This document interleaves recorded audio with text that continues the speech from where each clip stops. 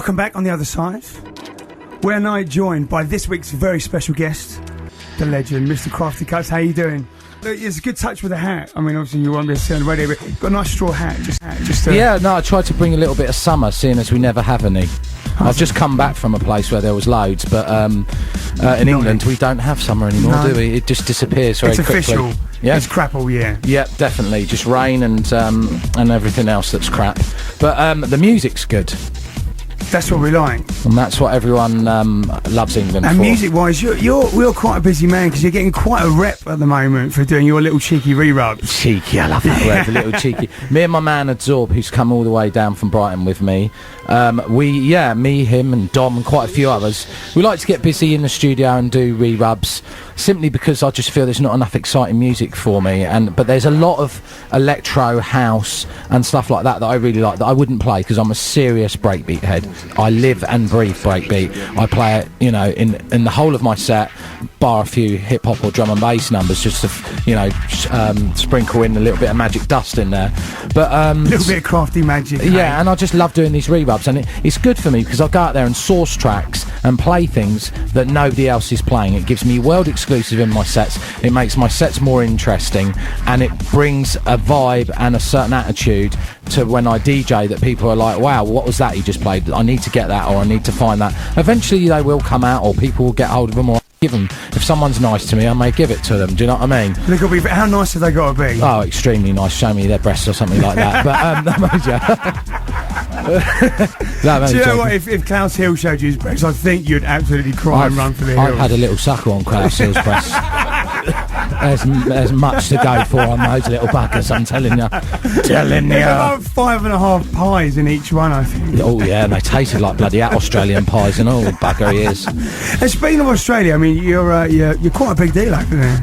I've had some fun over there. I've done a big tour in January, the big day out, and was lounging with the gurus and playing at big events, and it was fantastic. Yeah, but there's other places now, talking about other countries, that are having it large. I've just come back off a tour from Canada and USA, and I played to last weekend I played to 15,000 people, and me and the Freestylers were the only breaks DJs there, and I'll tell you what, we killed it, both of us. And the Freestylers play a little bit more mashup than I do. They play a bit of house and stuff like that, whereas I played 2 hours of solid breakbeat, closed the festival to 15,000. There was a big main room where there's trance, like 50,000. For 70,000 people, this is the biggest dance event musically in America ever. And the forums were alive, singing the praise for breaks. It was brilliant, and you can go and check it. I'm not lying. You can see for yourself. Yeah. And then the whole tour was brilliant, and I got a couple of little cheeky stories. I mean, Canada is kicking right off for breakbeat. Believe me, that's where it's at. I played 11 gigs there in 28 days. It was amazing. But I went to this little town called Invermere, which no one's ever heard of, in British Columbia. But after today, they will do. Oh yes. And so I get there and DJ, and let me tell you something. The guy had got an amazing setup for me. Beautiful setup. He'd just gone out and got the best setup for Christmas, and he was so excited, and he put it all in front of me. I was like, wow. So anyway, I get to the club, and there's 5,000 people live in this town. There's only 5,000 people, and I'm looking around, sizing up the joint. It's packed. I think anyone who's into music is there. There's 350 people, which is an amazing thing for I think it was a Friday or Saturday night. So I'm really excited. That's quite a high percentage of the population. If they had a fire or something, you'd be screwed.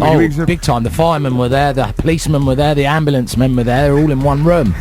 So basically I'm looking around, and there's all these strange people all dressed up. There's quite a lot of older people in their late 40s, early 50s, and I'm thinking, well, this is nice to see, the older clientele. And then I pointed at a woman who was wearing strikingly large, loud clothes, and I said, blimey, she's a bit funny to be in this crowd. He goes, yeah, she's an 80s trophies wife.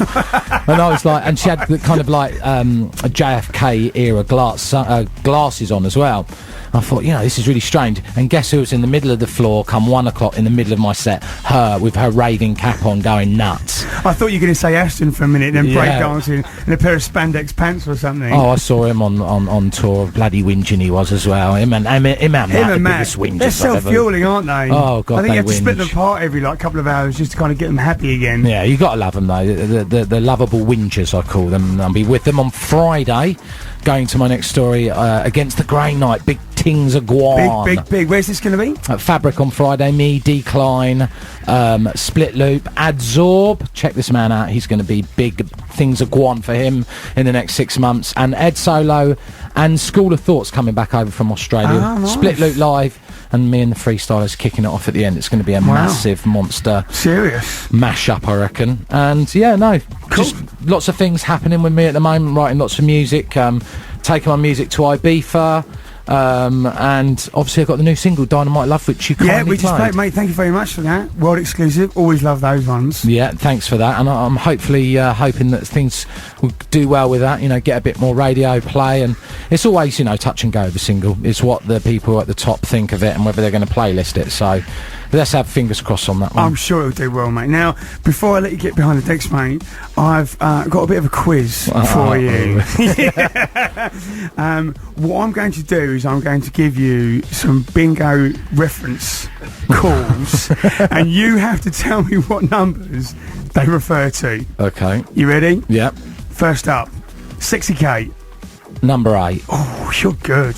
Flirty 30. 30. Well, I don't get that one. Why? That's just the Knock word. do you want me to give you some? All right. Yeah, all right. Go on, you give us one. Knock at the door. 4. Cool. I've got it written down here. Kelly, so it's cheating, really. Kelly's Eye. 5. No, number 1. Oh, there you go. Kelly's Eye, number 1. All right, the last one, and there's 4 different versions of this. The same both ways. Your place or mine. Any way up, any way round. 60. Oh God, what number is that? That's It's a bit of a rude number. 69. There of course we it was. go. Yeah. I had to think then. I was thinking, yeah. I was thinking. I don't know why I thought of 88, but I haven't heard it said that way because usually it's rhyming slang. Adam's done a whole load of work and he's got like 75 different versions of saying each number. That was one of my most exciting jobs, I've got to tell you. I had a lot of fun in that. Not a lot of people actually know that you used to be a bingo caller back in the day. Professional bingo caller, mind you, and all. You should have seen have me. The whole suit, yeah, lapels. Really, I used to do it proper on the microphone. Red Kelly's Eye, number 1. Red Knock at the Door, number 4. We should get you to do the Know How Records chart. That'd be great. In at number 5. Yeah. And this one he's not taking no crap. Mate, it is always a pleasure to have a chat with you. We're going to get you to play some music now. Thanks, Jay. I appreciate it. And I'll tell you what, these next tunes are coming on monster time. We love it. Best of luck with a brand new single, mate. And let's get you on. Cheers. This is Jay Cunning on Kiss.